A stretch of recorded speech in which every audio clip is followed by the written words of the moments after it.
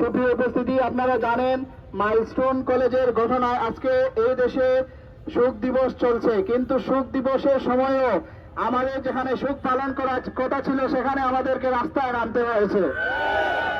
কারণ আমরা রাস্তায় নেমেছি, কারণ দেখতে পেয়েছি এই বাংলাদেশ, যেই বাংলাদেশ আমাদের প্রিয় মাতৃভূমি, সেই বাংলাদেশের স্বাধীনতা সার্বভৌমত্বের আকাশে আজকে কালো মেঘের ঘনঘটা দেখা দিয়েছে।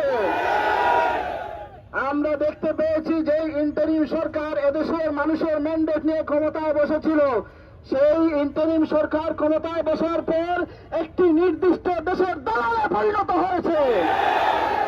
তারই ধারাবাহিকতায় এদেশের 90% মুসলমানের মতামতকে উপেক্ষা করে 90% মুসলমান দাবি করেছিল এদেশে মানবাধিকার কার্যালয় স্থাপন করা যাবে না, কিন্তু তাদের মতামতকে উপেক্ষা করে ইন্টারিম সরকার মানবাধিকার কার্যালয় স্থাপন করেছে।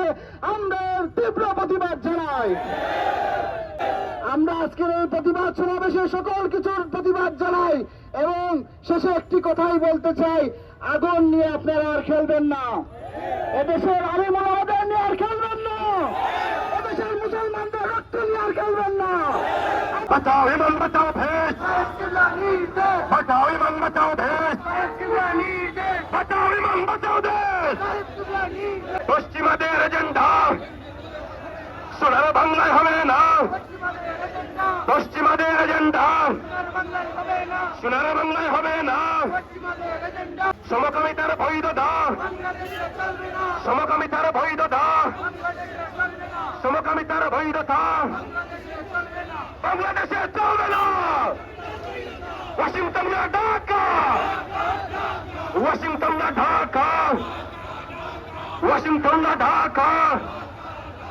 জাতিসংঘের কার্যালয়, জাতিসংঘের কার্যালয় বন্ধ করতে হবে, জাতিসংঘের কার্যালয় বন্ধ করতে হবে।